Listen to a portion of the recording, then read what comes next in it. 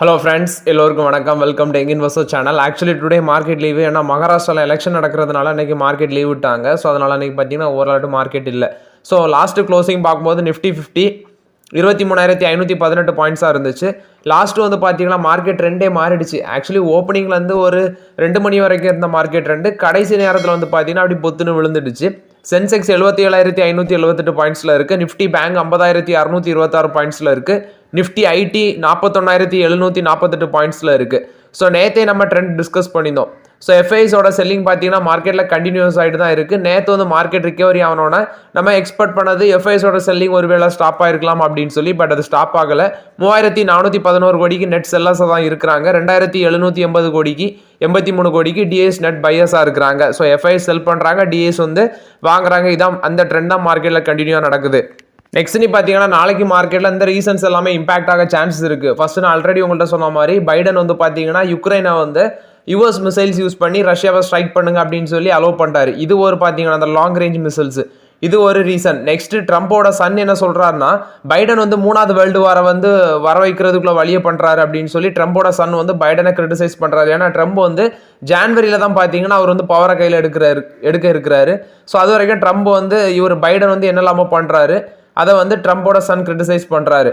இதெல்லாம் பார்த்துருந்த புத்தின் என்ன பண்றாருன்னா மாஸ்கோவில் அவர் வந்து எங்கள்கிட்ட வந்து நியூக்ளியர் வெப்பன் இருக்குது, ஆனால் நியூக்ளியர் வெப்பன் இல்லாத கண்ட்ரி கூட நாங்கள் ஃபைட் பண்ணும்போது இந்த நியூக்ளியர் வெப்பனை வந்து யூஸ் பண்ணக்கூடாது அப்படிங்கிற ஒரு டாக்குமெண்ட்ல அவங்க அது அப்படி ஒரு முடிவு பண்ணி வச்சிருக்காங்க. ஸோ இப்போ அந்த பாலிசியை அவங்க மாற்றுறாங்க. ரஷ்யா மாற்றி இல்லை நியூக்ளியர் வெப்பன் யூஸ் பண்ணலாம் அப்படின்னு சொல்லி சொல்கிறாங்க. ஸோ இது எல்லாமே மார்க்கெட்டில் நாளைக்கு இம்பாக்ட் ஆக சான்சஸ் இருக்குது. ஸோ நம்ம வெயிட் பண்ணி தான் பார்க்கணும் நாளைக்கு மார்க்கெட் எப்படி இருக்குதுன்னு சொல்லி. நெக்ஸ்ட் நீ பார்த்தீங்கன்னா யூபிஎல் தரப்புலேருந்து ஒரு அப்டேட் கொடுத்துருக்காங்க. யூபிஎல் வந்து டெட் ரிடக்ஷன், அதாவது கடனை குறைக்கிறதுக்கு சில முயற்சிகள் பண்ணுறாங்க. அவங்களோட அந்த அட்வான்டா சீட்ஸ் அப்படிங்கிற ஒரு பிஸ்னஸ் இருக்குது, அது இவங்களோட சப்சிடியாக வச்சுருக்காங்க. அதில் 8.93% ஆஃப் த ஸ்டேக் வந்து இப்போ விற்க இருக்கிறாங்க. இது மூலம் மட்டும் 2,100 கோடி வந்து ரைஸ் பண்ணி கடனை குறைக்கலாம் அப்படின்னு சொல்கிறாங்க. அடுத்தது ஒரு 3,378 கோடிக்கு ரைட்ஸ் இஷ்யூ மூலமாட்டு ரைஸ் பண்ணுறாங்க. அந்த ரைட்ஸ் இஷ்யூக்கு அவங்க ஃபிக்ஸ் பண்ணியிருக்க ப்ரைஸு, ரைட்ஸ் இஷ்யூக்கு அவங்க ப்ரைஸ் ஃபிக்ஸ் பண்ணியிருக்கிறது 360 ரூபா ஒரு ஷேருக்கு ஃபிக்ஸ் பண்ணியிருக்காங்க. 9.38 crore பார்ட்லி பெய்ட் ஷேர் அப்படின்னு சொல்கிறாங்க. 8 ஈக்விட்டி ஷேர் இருந்துச்சுன்னா உங்களுக்கு ஒரு ஈக்விட்டி ஷேர் அப்படிங்கிற பேசிஸில் அந்த ரைட்ஸ் இஷ்யூ வந்து ஃபிக்ஸ் பண்ணியிருக்காங்க. 1:8 அந்த ரேஷியோவில் ரைட்ஸ் இஷ்யூ ஃபிக்ஸ் பண்ணியிருக்காங்க. 360 ரூபா, விச் மீன்ஸ் லாஸ்ட் க்ளோசிங் 546 ரூபாவில் இருக்குது. அதுலேருந்து பார்த்தீங்கன்னா கிட்டத்தட்ட டிஸ்கவுண்ட் வந்து நல்லா இருக்குது இந்த ரைட்ஸ் இஷ்யூவில். ஸோ ஓவராலாட்டு இந்த ரைட்ஸ் இஷ்யூ நல்லா தான் இருக்குது. பட் யூபிஎல் வந்து அதிக அளவில் கடனில் இப்போ மாட்டிட்டு இருக்கிறாங்க. ஸோ இவங்க இந்த கடனை குறைக்கிறதுக்கு வேண்டிய ரைட்ஸ் இஷ்யூ மூலமாட்டு வந்து பார்த்தீங்கன்னா ஸ்டேக் சேல் மூலமாட்டு ஒரு அமௌண்ட்டும், ரைட்ஸ் இஷ்யூ மூலமாட்டு 3,378 கோடி, ஸ்டேக் சேல் மூலமாட்டு 2,100 கோடி அப்படின்னு சொல்கிறாங்க. இந்த ரைட்ஸ் இஷ்யூ ஓப்பன் ஆகுறது டிசம்பர் 5ஆம் தேதி, டிசம்பர் 17ஆம் தேதி க்ளோஸ் ஆகுது. ஆனால் நீங்கள் நவம்பர் 26ஆம் தேதிக்கு முன்னாடி ஷேர் வாங்கியிருந்தீங்கன்னா இந்த ரைட்ஸ் இஷ்யூவில் நீங்கள் பார்ட்டிசிபேட் பண்ணலாம். ஒரு பக்கம் பார்த்தீங்கன்னா அந்த அட்வான்டா சீட்ஸில் வந்து அவங்களோட சப்சிடரியில் யூபிஎல் வந்து ஸ்டேக் ரிடக்ஷன் பண்ணுறாங்க 8% சம்திங்.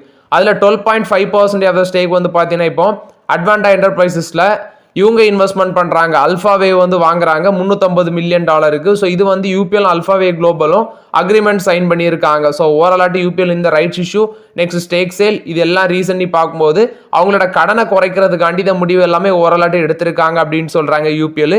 ஆனால் ஸ்டாக் ப்ரைஸ் 546 ரூபாயில் இருக்குது. ஃப்ரெஷ் என்ட்ரி இப்போதைக்கு அவாய்ட் பண்ணுங்க. இப்போ இருக்க டைமில் அவங்க டெட் ரிடக்ஷன் பண்ணுறது ஒரு நல்ல ஒப்பீனியன் தான். பட் ரைட்ஸ் இஷ்யூவில் அப்ளை பண்ணுறதும் அப்ளை பண்ணாததும் உங்களோட ஒப்பீனியன் தான். ஸோ லாஸ்ட் க்ளோசிங் 546 ரூபாவில் இருக்குது. இது நான் கடைசியாக கன்சிடர் பண்ணது 634 ரூபா. அதுலேருந்து இன்னும் மேலே போகாமல் அப்படியே தான் இருக்குது யூபிஎல். ஸோ வெயிட் பண்ணலாம் ஃபியூச்சரில் இவங்க நல்லா பண்ணுறாங்களா அப்படின்னு சொல்லி. நெக்ஸ்ட் நீ பார்த்தீங்கன்னா பஜாஜ் ஹவுசிங் ஃபினான்ஸு, ஆக்சுவலி இதை பற்றி கேட்டிருக்கீங்க. இது வந்து ஐபிஓ வரும்போது பார்த்தீங்கன்னா நல்லா ரிட்டர்ன்ஸ் கொடுத்துச்சு லிஸ்டிங்கன்னு எல்லாத்துக்குமே. ஆனால் இவங்களோட ரீசன்ட் போஸ்ட் பண்ண ப்ராஃபிட், அதாவது ரிசல்ட்ஸும் நல்ல ப்ராஃபிட் தான் பண்ணியிருந்தாங்க. இப்போ ரீசெண்டாகிட்டு ஸ்டாக் ப்ரைஸ் வந்து பார்த்தீங்கன்னா அடி வாங்கிட்டே இருக்குது. நான் அன்னைக்கு பார்க்கும்போது 126 ரூபா லோவர், இது 50 வீக் லோவர் டச் பண்ணியிருக்கு. அவங்களோட 50 ஹைனி பார்க்கும்போது 188 ரூபா, இப்போ 127 ரூபாவில் இருக்குது அந்த பஜாஜ் ஹவுசிங் ஃபினான்ஸு. இது வந்து ஏன் கீழே விழுது அப்படின்னு சொன்னால் மார்க்கெட் வீக்காக இருக்குது, அதனால இதுவும் அடிப்படுது. ஆனால் இது வந்து இப்போ உள்ள என்ட்ரி கொடுக்கலாமான்னா அது வந்து ரிஸ்க்காக தான் அமையும். ஏன்னு பார்க்கும்போது அதோட வேல்யூஷன் ப்ரைஸ் ட்ரெண்டிங்ஸ் 60 மேலே இருக்குது. விச் மீன்ஸ் பஜாஜ் ஃபினான்ஸை கம்பேர் பண்ணும்போது இதோட வேல்யூஷன் நமக்கு வந்து ஃபேவரபுளாக இல்லை. அதனால இப்போதைக்கு வந்து பார்த்தீங்கன்னா கொஞ்சம் அவாய்ட் பண்ணுங்க, கொஞ்சம் இறங்கட்டு மேபி ஒரு 100 கீழே வந்து டிஸ்கஸ் பண்ணலாம். அதுவே வந்து வேல்யூஷன் வந்து பார்த்தீங்கன்னா நமக்கு ஈக்குவலாக இருக்காது. ஸோ 100 கீழே வந்தால் ஒரு நல்ல பையாக இருக்கும் அப்படின்னு சொல்லி நான் ஃபீல் பண்ணுறேன். பட் வெயிட் பண்ணுங்கள். பஜாஜ் ஃபினான்ஸில், இப்போ பஜாஜ் ஹவுசிங் ஃபினான்ஸில் வேல்யூஷன் நமக்கு ஃபேவரபுளாக இல்லை. ஸ்டாக் ப்ரைஸ் மார்க்கெட் இதே நெகட்டிவ் ட்ரெண்ட் கண்டினியூ ஆச்சுன்னா இறங்கிறதுக்கு சான்சஸ் அதிகமாக இருக்குது. நெக்ஸ்ட் பார்த்தீங்கன்னா சிடிஎஸ்எல் ஷேரை பற்றி கண்டினியூஸாக கேட்டுகிட்டே இருக்கிறீங்க. 1506 ரூபாவில் இருக்குது இந்த ஸ்டாக் ப்ரைஸ்.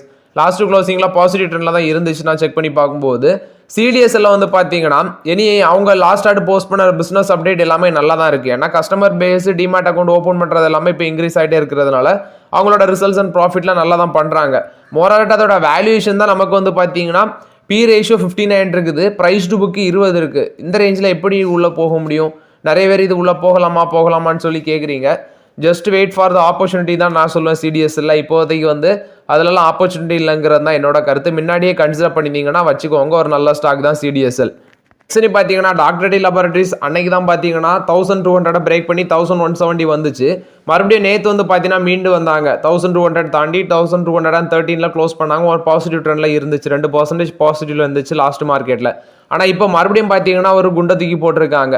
2 நாளுக்கு முன்னாடி தான் ஒரு குண்டை தூக்கி போட்டாங்க. அதில் என்னென்னா அவங்க சில ப்ராடக்ட்ஸை வந்து ட்ரக்ஸை வந்து ரீகால் பண்ணுறாங்க அப்படின்னு சொல்லி அது ஒரு நெகட்டிவ் இம்பேக்டாக எடுத்து மார்க்கெட்டில் அடித்தாங்க. இப்போ மறுபடியும் பார்த்தீங்கன்னா ஹைதராபாத்தில் இருக்கிற அவங்களோட manufacturing plant active pharmaceutical ingredients API ஃபெசிலிட்டியில் வந்து யுஎஸ்எஃப்டிஏ இன்ஸ்பெக்ஷன் பண்ணியிருக்காங்க நவம்பர் 13 to 19. அந்த டைமில் வந்து இன்ஸ்பெக்ஷன் பண்ணதில் சில இஷ்யூஸ் அவங்க கண்டுபிடிச்சி ஃபார்ம் 483 7 அப்சர்வேஷன் இஷ்யூ பண்ணிட்டு போயிருக்காங்க. ஸோ இது வந்து ஒரு பார்த்தீங்கன்னா நெகட்டிவ் அப்டேட். நாளைக்கு டாக்டர் ரெட்டி லேபரேட்டரி ஸ்டாக் ப்ரைஸில் இம்பாக்ட் ஆகுமா என்னவோ தெரில. 1213 ரூபாய் இருக்குது. ஸோ வெயிட் அண்ட் சி இது எப்படி இம்பாக்ட் ஆகுது அப்படின்னு சொல்லி. ஏன்னா 7 அப்சர்வேஷன் ஃபார்ம் 483 இஷ்யூ பண்ணியிருக்குது, ஒரு நெகட்டிவ் அப்டேட் தான். ஸோ வெயிட் பண்ணி பார்க்கலாம். டாக்டர் ரெட்டி லேபரேட்டரிஸ் இறங்கிச்சுன்னா ஆப்பர்ச்சுனிட்டி ஸ்லோவாக யூஸ் பண்ணிக்கோங்கிறது என்னோட கருத்து.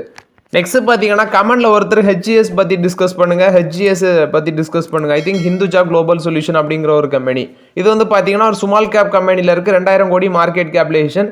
பிபிஓ அந்த மாதிரிப்பட்ட பிஸ்னஸ் பண்ணுறாங்க. அதாவது பிபிஓங்கிறது ஐடியில் வந்து ஒரு நான் ஐடி ரோலில் வரும். நான் அதில் வேலை பார்த்ததுனால எனக்கு தெரியும். ஆனால் இதில் என்னன்னா இந்த கம்பெனி ஒரு ஸ்மால் கேப் கம்பெனி. இது வேல்யூஷன் எங்கேயோ இருக்குது. நான் 631 ரூபாவில் பார்க்குறேன். 1040 ரூபாவில் அந்த ஷேர் இப்போ 631 ரூபாவில் ட்ரேட் ஆகுது. லாஸ்ட் ஒரு 5% லோவர் சர்க்யூட் அடிச்சிருக்கு. 1040 ரூபாலேருந்து 631 ரூபா வந்திருக்கு. பட் வேல்யூஷன் வந்து பார்த்தீங்கன்னா பி ரேஷியோலாம் 1262 இருக்குது. ஸோ இதெல்லாம் இப்போதைக்கு அவாய்ட் பண்ணுங்கள்.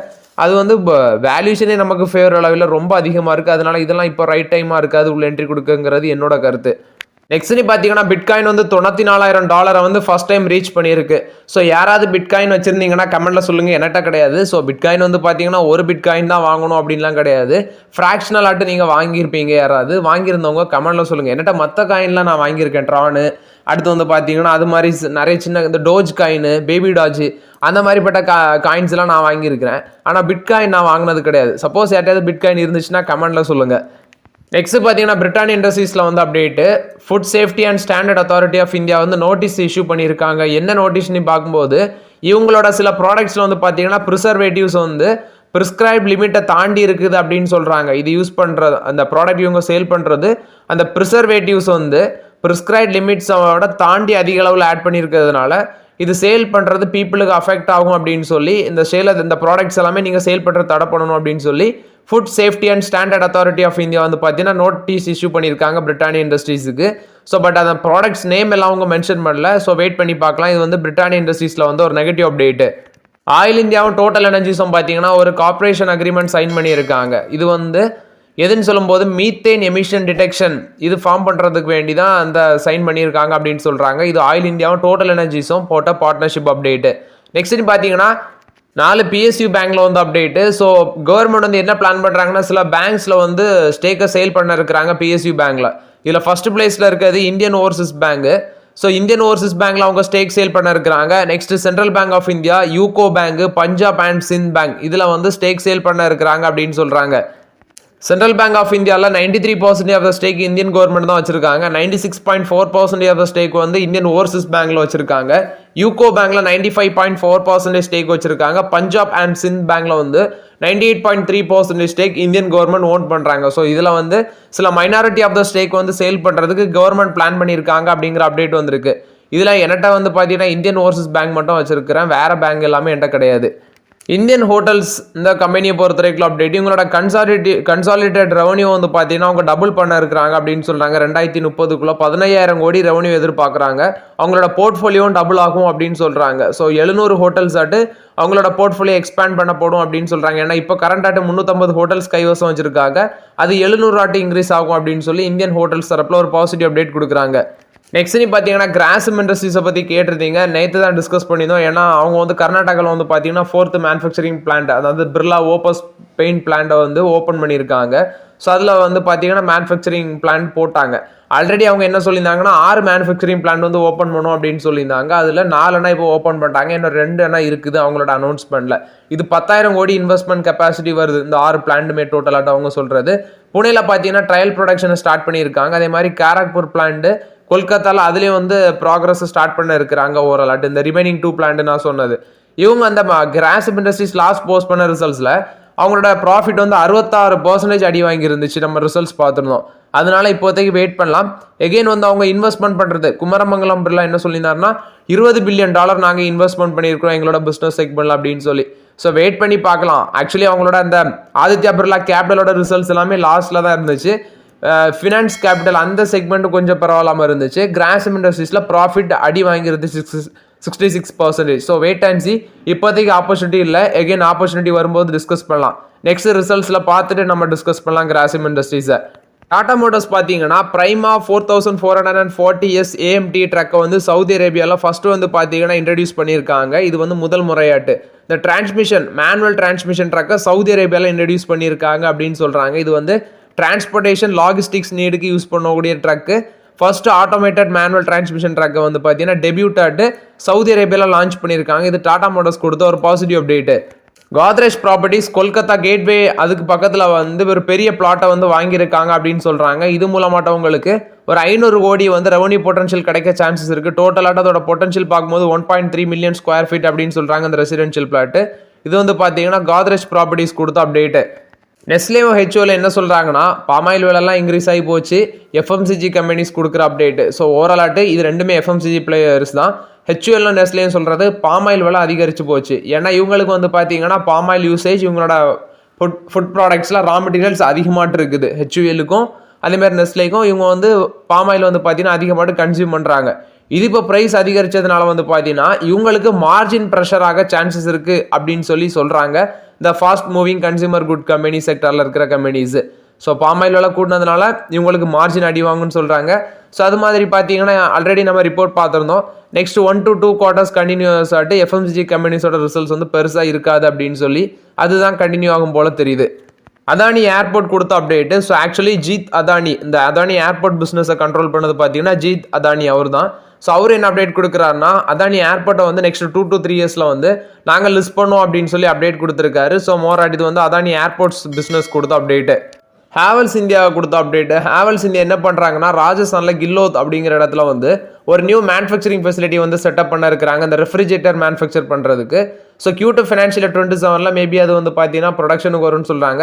14 லட்சம் யூனிட்ஸ் வந்து அதில் ப்ரொடக்ஷன் பண்ணலாம் அப்படின்னு சொல்கிறாங்க. ஸோ அதோட இன்வெஸ்ட்மெண்ட் வேல்யூ 480 கோடி அப்படின்னு சொல்கிறாங்க ஹேவல்ஸ் இந்தியா. இது ஹேவல்ஸ் இந்தியா கொடுத்த ஒரு பாசிட்டிவ் அப்டேட். ஸ்டாக் ப்ரைஸ் பார்க்கும்போது 1632 இருக்குது. இவங்களுக்கு ஜியோஜிட் ஃபினான்ஷியல் சர்வீஸ் என்ன சொல்கிறாங்கன்னா இந்த ஸ்டாக் வந்து டார்கெட் ப்ரைஸ் கொடுக்குறாங்க, பைக்கால் கொடுக்குறாங்க 1865 வரைக்கும் போகும் அப்படின்னு சொல்கிறாங்க ஹேவல்ஸ் இந்தியாவுக்கு. மோராட் இது வந்து ஹேவல்ஸ் இந்தியா கொடுத்த ஒரு பாசிட்டிவ் அப்டேட்டு.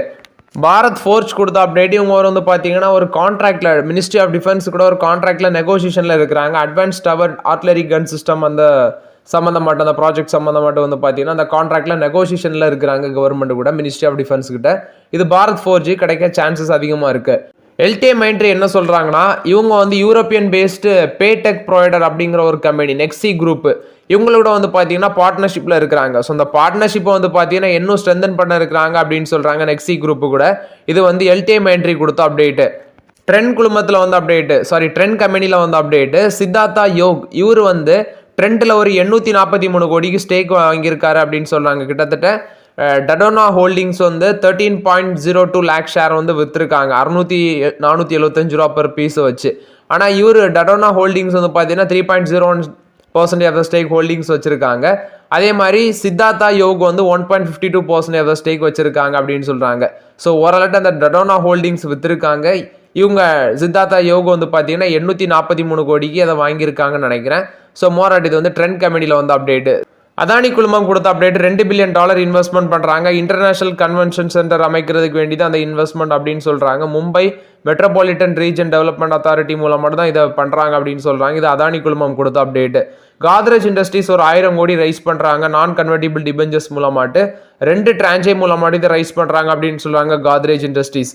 நெக்ஸ்ட் பார்த்தீங்கன்னா பங்களாதேஷோட ஹைகோர்ட் வந்து ஒரு ஆர்டர் போட்டிருக்காங்க. ஸோ அது என்ன ஆர்டர்னு பார்க்கும்போது ஆல்ரெடி இவங்க வந்து ஜார்க்கண்டில் இருக்க அதானி பவர் பிளான் மூலமாட்டு பங்களாதேஷுக்கு பவர் சப்ளை பண்ணிட்டு இருந்தாங்க.